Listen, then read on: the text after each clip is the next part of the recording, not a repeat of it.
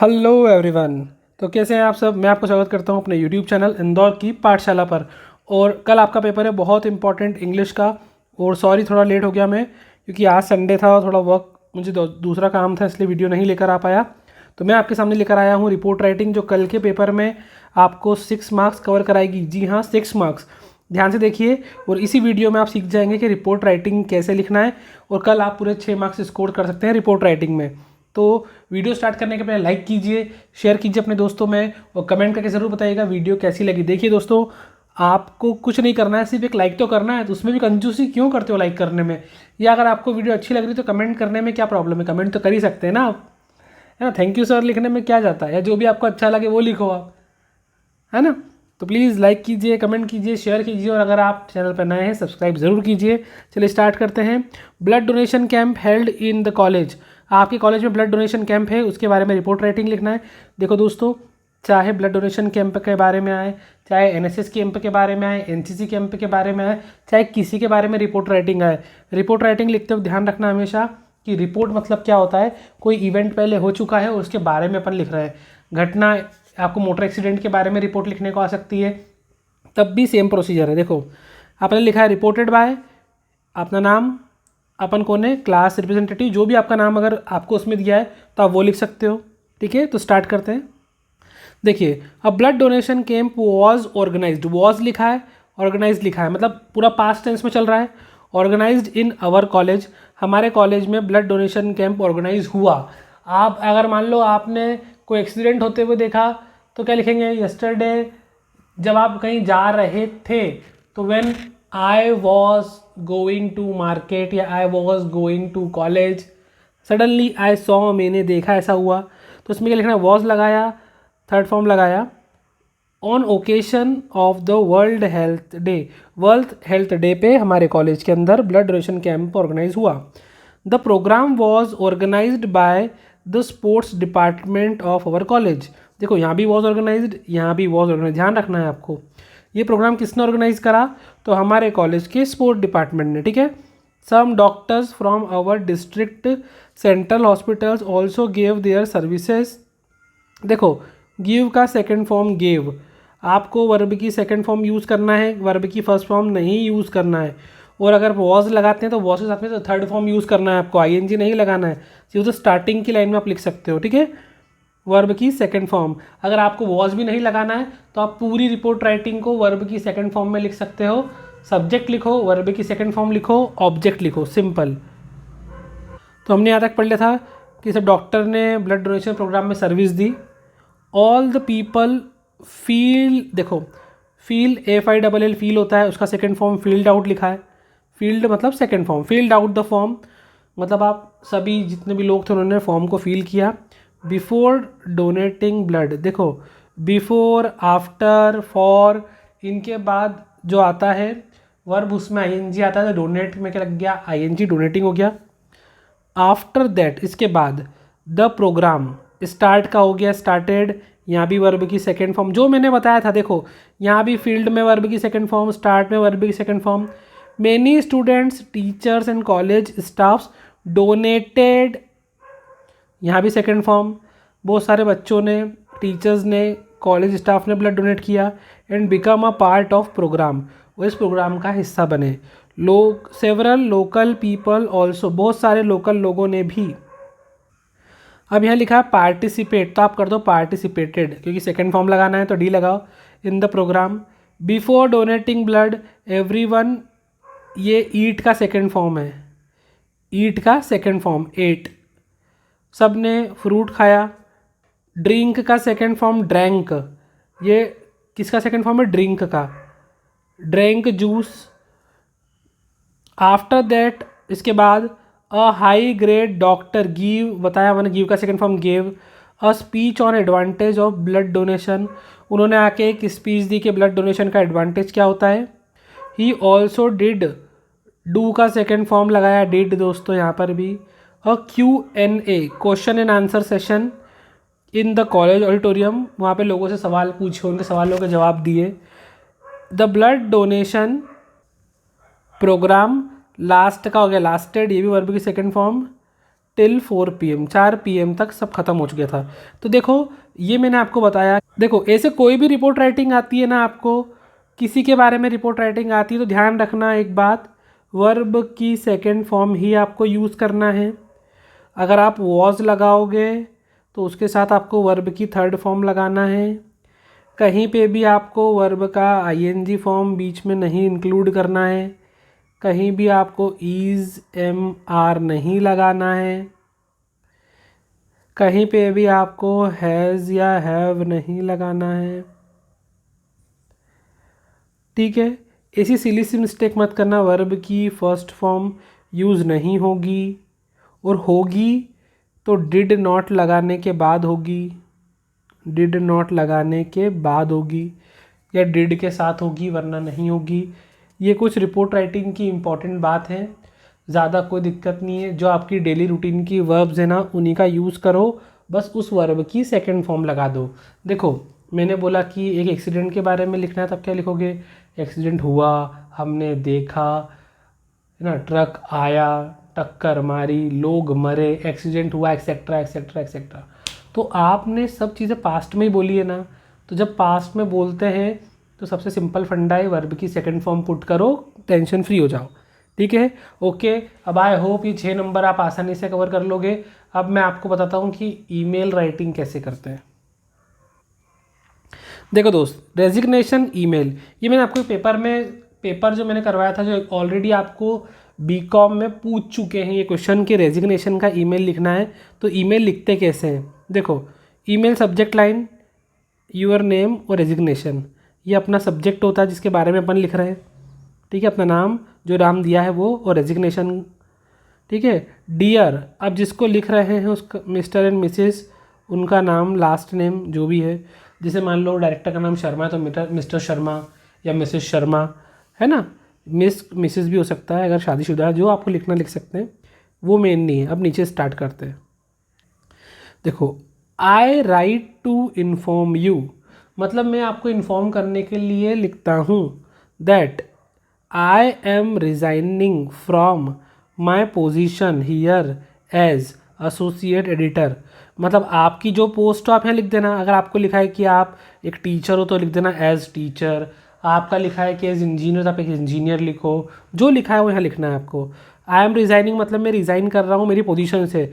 जो पोजीशन आपको यहाँ दी है वो लिखना है, वरना आप ये लिख देना कुछ नहीं लिखा है तो। My last day will B, आपकी जॉब का लास्ट डे क्या होने वाला है, तो आप इसको यहाँ लिख दो 31 मार्च 2022। ठीक है, या आप 30 अप्रैल 2022 लिख देना, जो आपको अच्छा लगे। Thank you so much for all of opportunities this company has provided मी।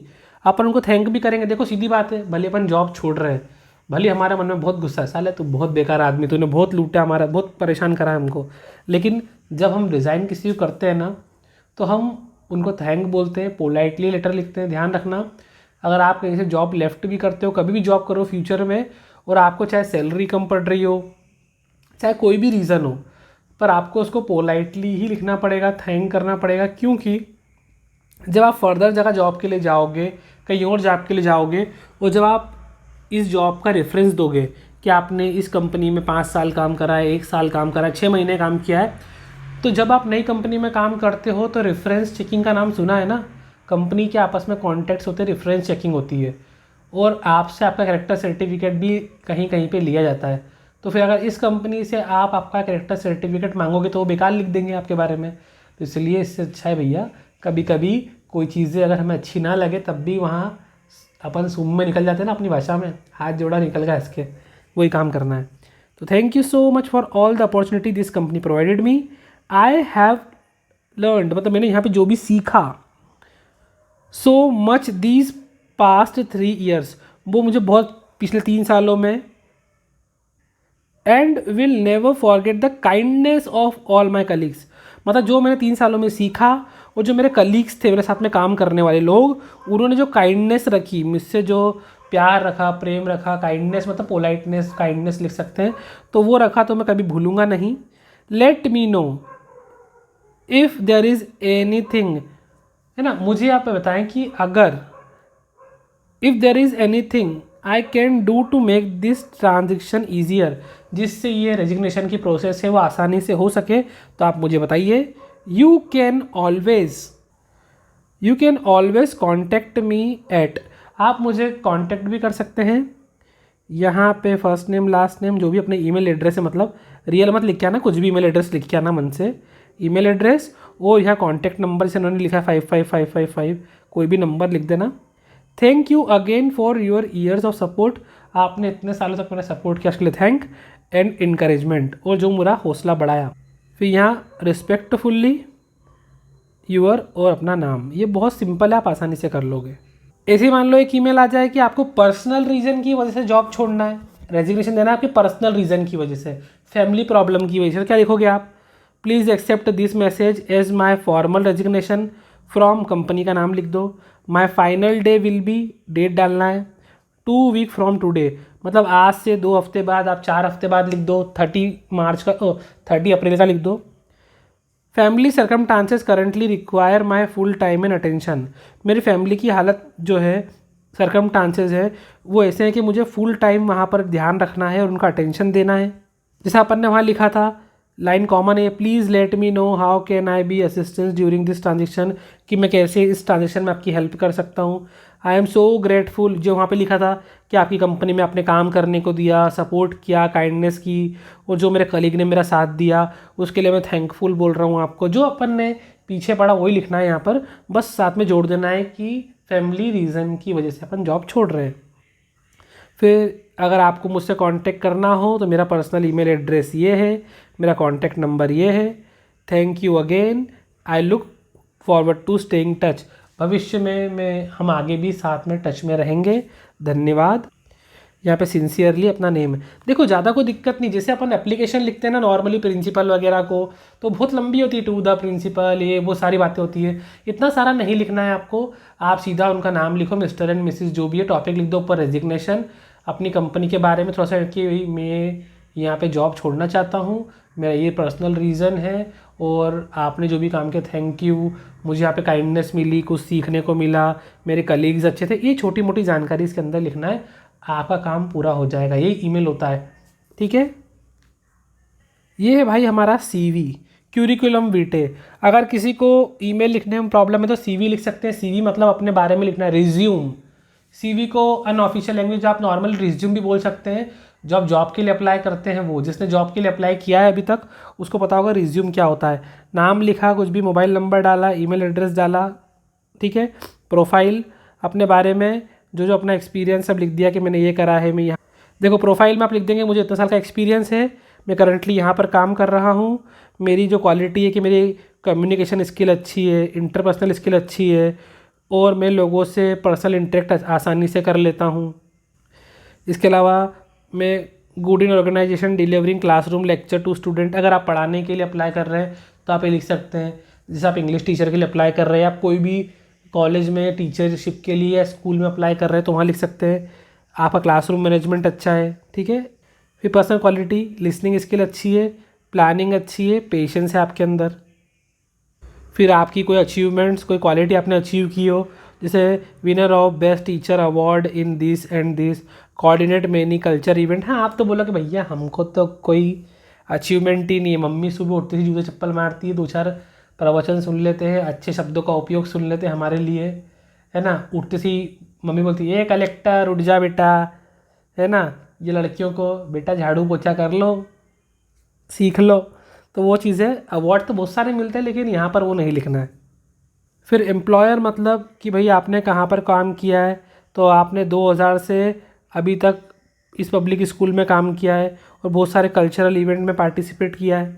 फिर यहाँ पर आपको लिखना है अपनी एजुकेशन के बारे में। देखो आप टीचरशिप के लिए अप्लाई कर रहे हो, सीधी बात है, तो बीएड होना चाहिए आपका।